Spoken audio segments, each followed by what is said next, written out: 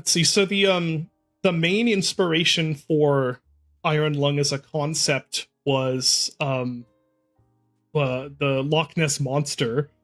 Actually, it was like a Loch Ness monster museum in Scotland, in Loch Ness. That my wife loves museums, and I like them to an extent, but not for quite as long a period of time as she does. So my mind tends to wander in museums, and so I wish I could remember exactly what the exhibit was saying, but it was something about like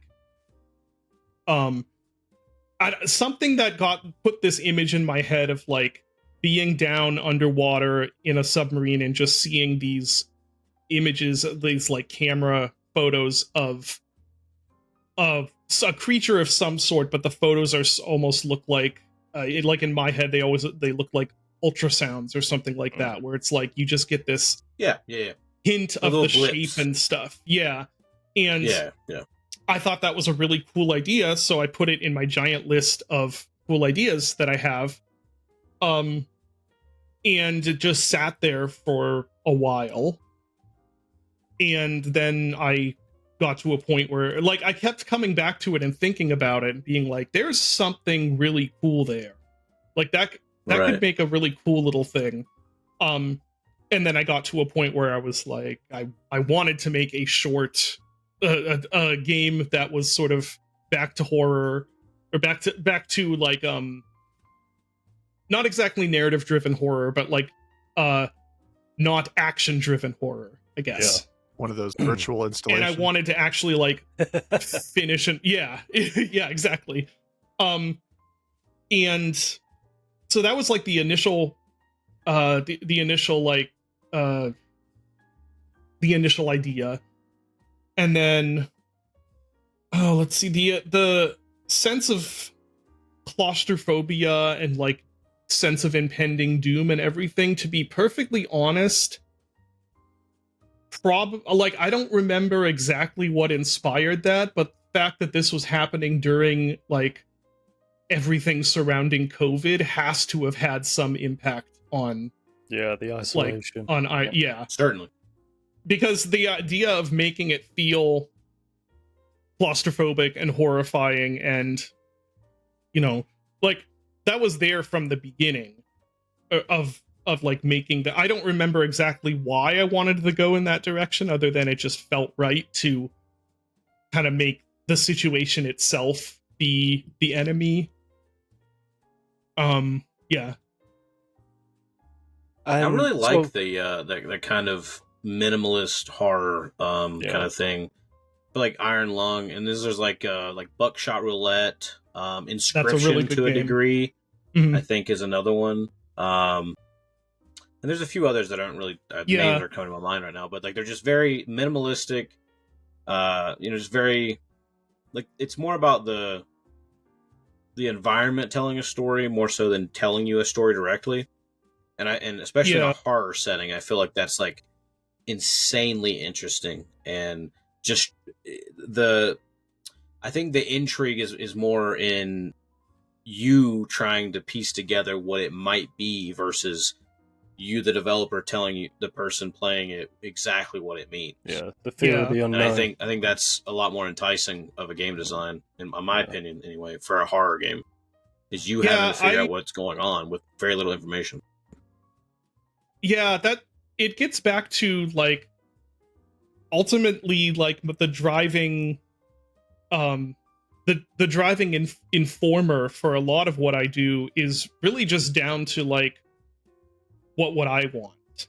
Or maybe not even what I would want, but what works for me, or what doesn't work for me. And when it comes to horror, I'm very odd because I like kind of both extreme ends. Like either it has to be like just the stupidest, like slasher schlock. Like I love Friday the 13th, for instance. Same. It has to be like on the complete other end of like really, really understated horror. And that's the stuff that actually scares me. The stuff where it's like, okay, there's a monster like jumps out or whatever. That doesn't faze me. But found footage does. Like, you know, one of the scariest movies that I've watched in recent years was Hell House LLC. Like, that got I haven't to watched me. that one. It's kind of a fun surprisingly movie. good because you look at it and you're like, oh, it. that's gonna be some like dumb scary clown schlock, and then it's actually like terrifying.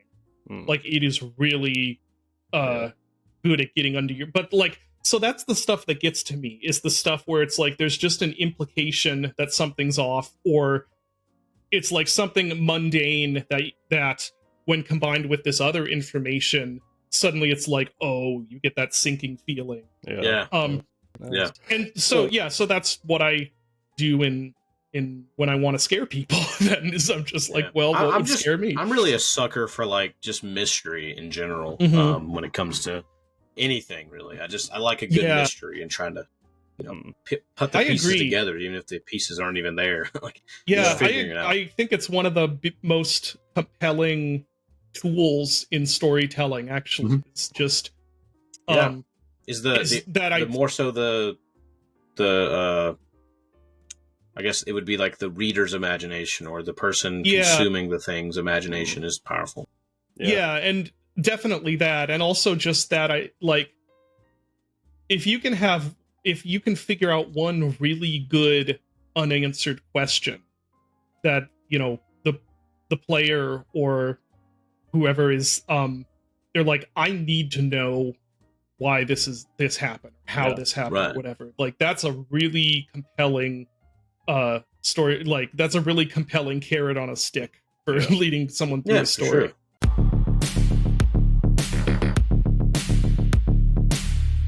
It's really dumb because the way it came about sounds like, before it was actually announced, like I was like, I can't tell that sounds like I made it up.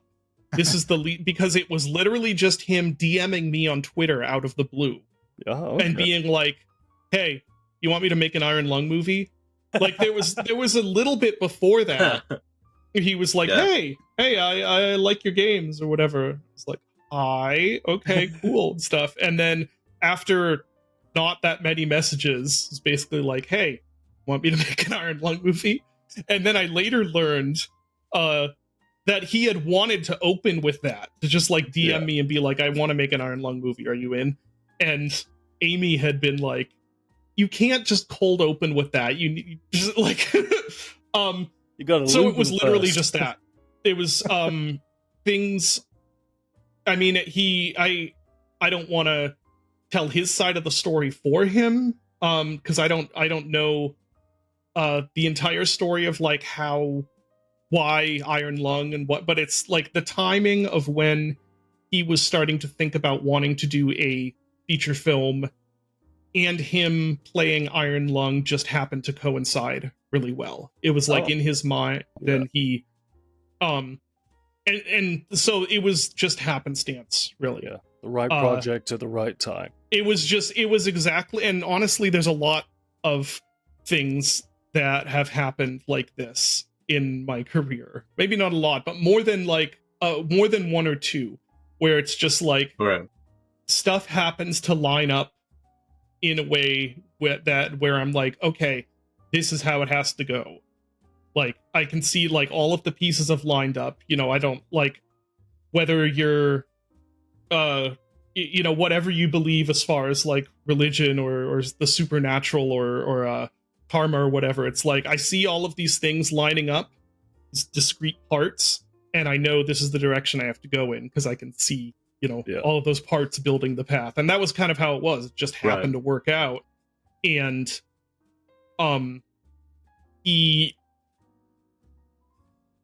it's almost weird now to say he was a perfect fit for it, because if I'm perfectly honest, like, I would say Iron Lung is, as a collective whole, Iron Lung, I don't know what to call it either. Not really the franchise, but like the whole universe. I think Mark has significantly more claim to that than I do at this point.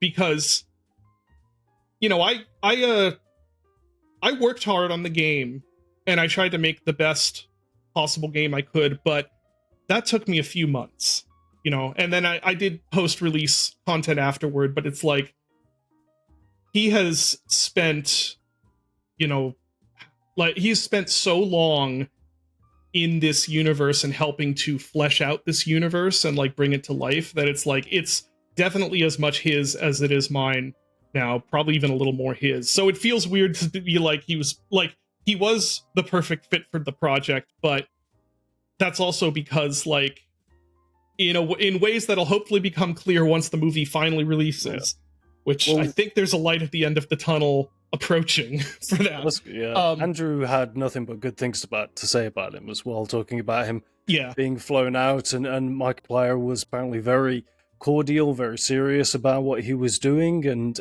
basically the confidence and the kind of, we can do this, kind of got Andrew on board. So I'm very thankful sorry.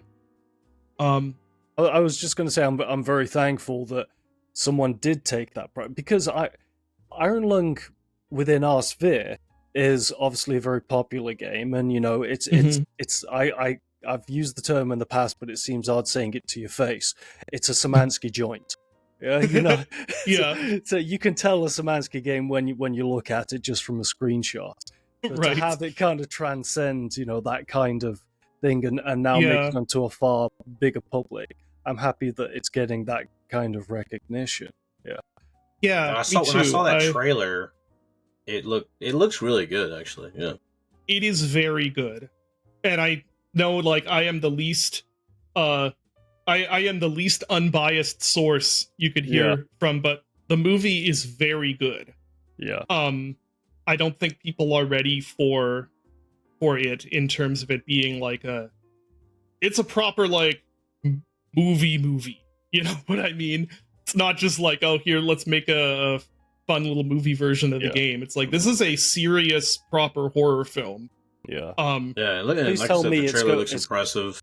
Please tell me it's going to theaters. It's not going straight to stream. That's the hope.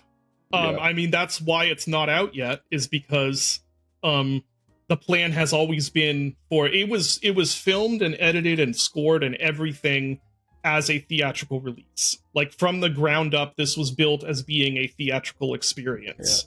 Certain movies need to be seen on a big screen, and certainly with a lot of people. And I think that horror movies absolutely fit into that genre. You need to be in a dark room with a bunch of people throwing popcorn in the air, sort of thing. You can't get that on your 65-inch TV at home, no matter how big it is.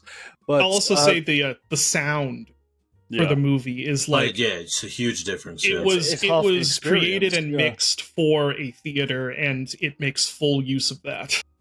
Nice. Hell yeah. Especially for horror, whether it be game or film, it's such an important factor to have good sound. And when you're in a movie theater, that sound is very different, because it's more surround, it's more it's a lot more impactful, like you're there, than it is in your living room, unless you have a really good surround sound setup. I agree. So horror. I think horror is always better in the movie theater than it is in your own living room, for sure.